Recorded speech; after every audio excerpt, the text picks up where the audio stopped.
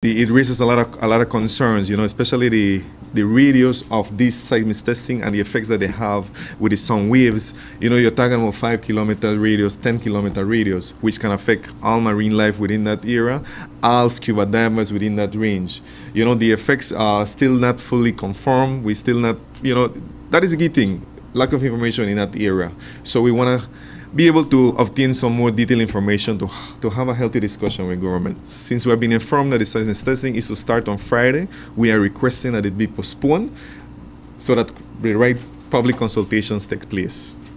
Secondly, we ask that they conduct consultations within a good time frame, that all the different stakeholders, not only the NGO community and other experts that are out there, but also the stakeholders that they're going to be directly affected. Lastly, we would hope that government takes serious consideration as to the importance of the barrier reef and the marine ecosystem, and to protect it at all costs. When we think about our natural heritage, we all know that we are benefiting a lot from it.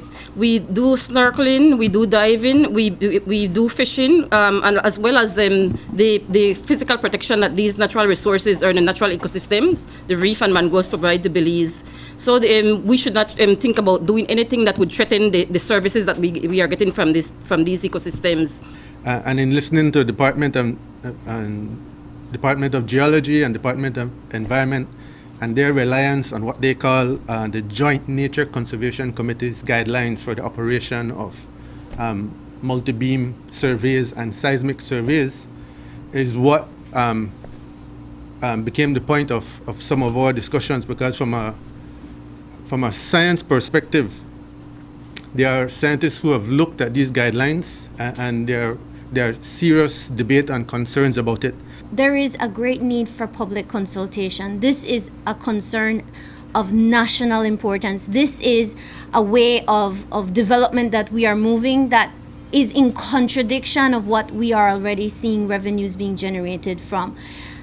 And to say that this will start on the 20th, which is tomorrow, is quite alarming. There are fishermen, if we know the practices that occur, the sail vessel fishermen go out for weeks at a time. How will we communicate to them what is happening?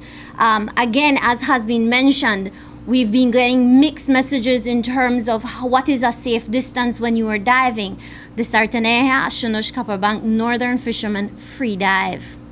So what is the impact to them? What will it be? The tourism sector, we have diving as one of the more popular activities that we are exercising. You're talking 1 kilometer is what we have been hearing is going to be the distances to the atolls, whereas everything we have read is saying 10 kilometers still requires a lot of active communication between vessels and the seismic operations.